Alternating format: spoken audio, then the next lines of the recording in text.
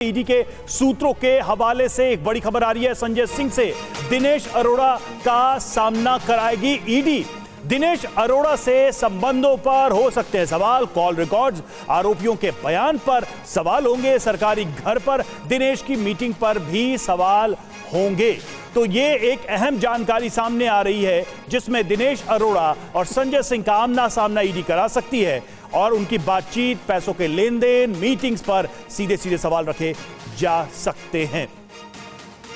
हमारे साथ जितेंद्र भाटी इस वक्त जुड़े हुए हैं, सीधे चलेंगे उनके पास। जितेंद्र, आमना सामना कराने की बात आ रही है, तो क्या यह एक मुश्किल हो सकता है क्योंकि जो कॉल रिकॉर्ड्स हैं या जो अभी तक के दस्तावेज रखे गए ईडी की तरफ से, उसमें एक बात तो है कि दिनेश अरोड़ा को संजय सिंह जानते थे, उनसे परिचित थे, यह दावा किया जा रहा है बार बार ईडी की तरफ से।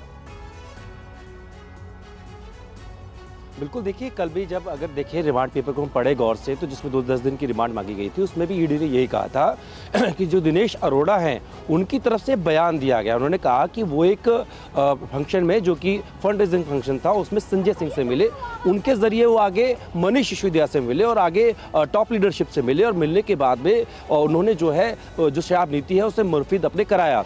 कुछ काम भी उन्होंने बताए थे कि कमित अरोड़ा जो दूसरे एक व्यापारी हैं उनका एक पीतमपुरा से ओखला में एक लाइसेंस ट्रांसफर कराना था, वो काम करा गया, ये उनका दावा किया गया जिसमें करोड़ों की लेन देन बताई गई और कहा गया कि जो दिनेश अरोड़ा है इनकी तरफ से 2 बार में 2 करोड़ रुपया जो है संजय सिंह के सरकारी आवास से पहुंचाया गया। ये तमाम जो आरोप है वो बयानों के आधार पर लगाए गए।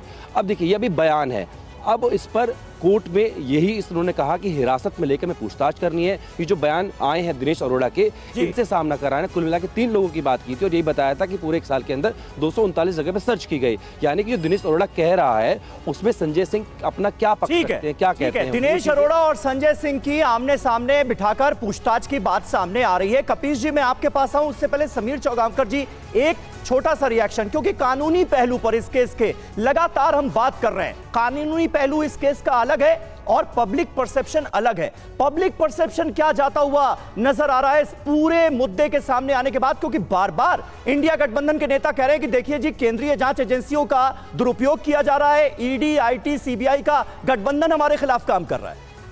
देखिए, मुझे लगता है अरविंद केजरीवाल और उनकी आम आदमी पार्टी के लिए 2 मामलों ने बहुत ज़्यादा छवि खराब करने का काम किया है। हाँ। सबसे पहला उनके छवि खराब करने का काम किया है जो उन्होंने 45 करोड़ रुपए का शीश महल बनवाया, जिस आधार पर अरविंद केजरीवाल राजनीति में आए थे कि सादगी से रहेंगे, वैगनार में घूमेंगे, छोटे घर में रहेंगे, और जिस हिसाब से उन्होंने घर का रेनोवेशन किया है और उसकी जांच सीबीआई को चली गई है। अब सीबीआई जांच कर रही है उस मामले को लेके। मैं तो चुनाव भी ना लड़ने की बातें कही गई। बिल्कुल, और अब सीबीआई के जांच चली गई कि उसके अंदर भाई इतना इन्वेस्टमेंट कैसे किया गया, किस आधार पर किया गया, पीडब्ल्यू डॉक्यूमेंट मांगे गए। तो परसेप्शन की बात है, तो उस मामले ने अरविंद केजरीवाल और आम आदमी पार्टी के छवि को बहुत ज्यादा डैमेज किया है। इसके अलावा एक्साइज मामला भी ऐसा रहा कि आप एक्साइज पॉलिसी 17 नवंबर 2021 को लेके आए, कुछ दिनों बाद आपने एक्साइज पॉलिसी वापस ले ली। पहले सरकारी थी, आपने 36 जोन में बांटा, हर जोन में 27 शराब की दुकानें दी, हर वार्ड में 2 से 3 खोली। और फिर दिनेश अरोड़ा, अमित अरोड़ा, नायर, इन सब की क्या भूमिका रही।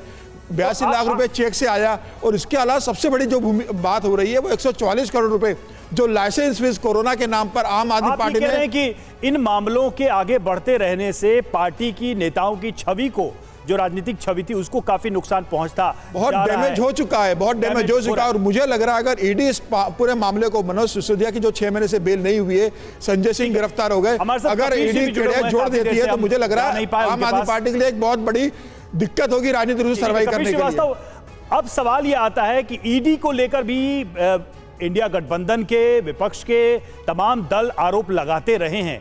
आपकी पार्टी का क्या स्टैंड है इस सारे प्रोसेस में? एक तरफ इस तरह के स्कैम की जांच चल रही है और दूसरी तरफ ईडी के मैनिपुलेशन का भी आप लोग आरोप लगाते रहे। देखिए, बहुत सीधी सी बात है, भारतीय जनता पार्टी की सरकार ने तानाशाही पूर्वक रवैया अख्तियार किया है और संवैधानिक चूल्हों को हिलाने का काम किया है। ये केवल विपक्षी दल नहीं कह रहे, तो सुप्रीम कोर्ट तमाम अपने वर्डिक्ट के दौरान जो टिप्पणियां करते हैं उनमें सामने आ चुकी है। जिस तरीके से इन्होंने, देखिए 95% जो है विपक्षियों के ऊपर ही ईडी अटैक और सीबीआई अटैक और जो है वो इनकम टैक्स का अटैक किया। अब मैं एक बात आपको बता दूं जो चारू प्रज्ञा जी कह रही थी, क्योंकि बीइंग एडवोकेट मैं इस बात को कह रहा हूं। आप एक बात बताइए कि रिमांड पर अगर कोई आया है, आप लेकर के FIR 154 के अंदर आते हैं CRPC में और एक संज्ञेय अपराध बनता है, तो निश्चित रूप से जब आप रिमांड मांगेंगे तो 10 दिन की आपने रिमांड मांगा है, तो 5 दिन की इसलिए दी गई कि आप आगे ये ना कह सकें कि साहब हमको तो रिमांड नहीं मिली, इसलिए हम सबूत कहां से लाएं। एक बात।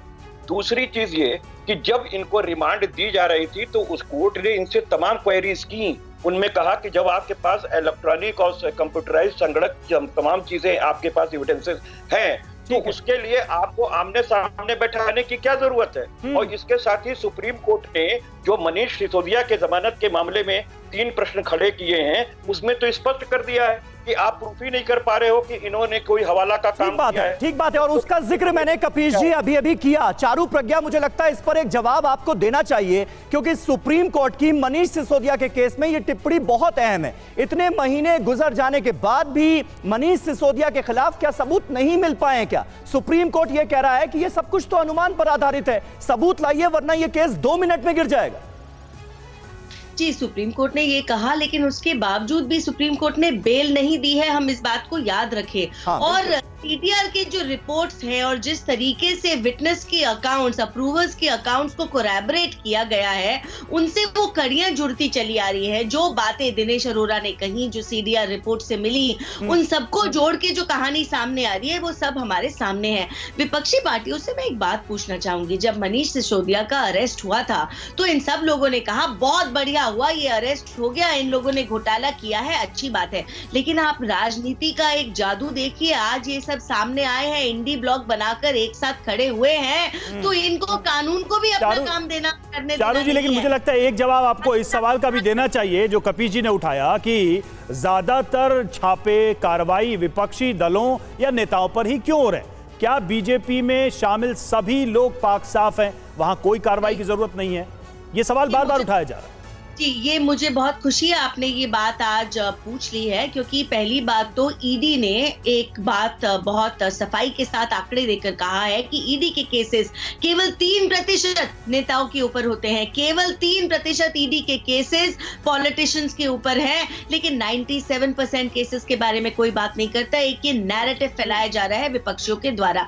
अच्छा, एक आंकड़ा और ईडी ने दिया है, success rate, conviction rate ED के केसेस का 93% है, 93%। तो आप ये देखिए कि ईडी अगर किसी केस को हाथ लगाती है तो वो पुख्ता सबूत के बिना हाथ नहीं लगाती, और अंत में हमको पता चलता है इतनी मेहनत के साथ जब एक इन्वेस्टिगेशन किया जाता है, उसकी तह तक ईडी पहुंचती है तो कहानी निकल के हमारे सामने आती है। ठीक है, यही तो बात है कि सरकार की तरफ से बार बार कहा जा रहा है कि ईडी निष्पक्ष जांच कर रही है, और ऑपोजिशन ये आरोप लगा रहा है कि जो कुछ हो रहा है वो केंद्र सरकार के इशारे पर हो रहा है। जांच एजेंसियां उस हिसाब से काम कर रही हैं।